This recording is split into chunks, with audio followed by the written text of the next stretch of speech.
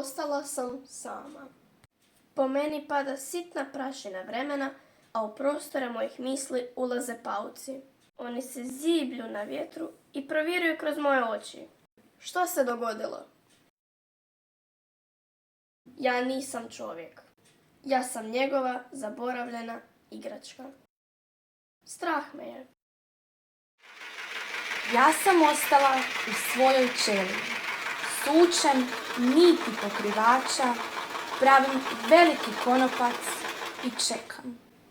Čekam svake noći. Ne boj se, to je možda mjesečina. Mjesečina je nečujna. Ja čujem korake. Pomicanje grana. To je on. Izgladnio. Luta. Možda je sišao s uma. Ja sam dobro skriven. Probit ću se i doći. Ona me čeka. To je netko drugi.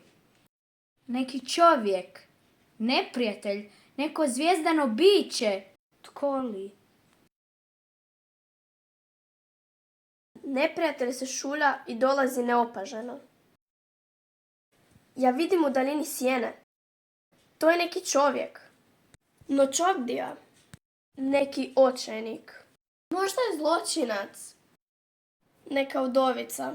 Neka mudra ili luda djevica ili dijete koje je noć zanijela. Jadno ljudsko stvorenje koje je izgubilo put. Čovjek nije jadan. Čovjek zna svoj put. Poznam taj glas. To je onaj koji suđuje nevine i oprašta zločincima. U borbi nema nevinih i nema zločinaca. Postoje samo dva neprijatelja.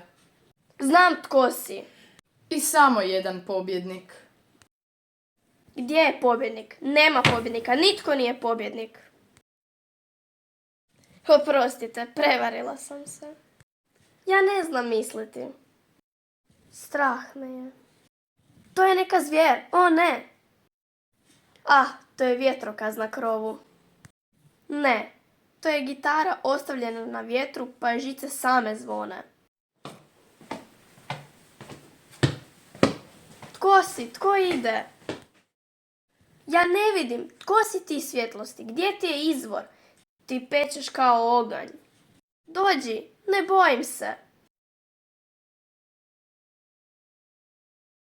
Mene ne boli. Ja nisam čovjek. Ja sam samo njegova zaboravljena igračka.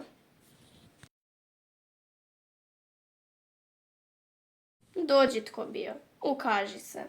Budi moj gost. Ne boj se. To su grane pred tobom.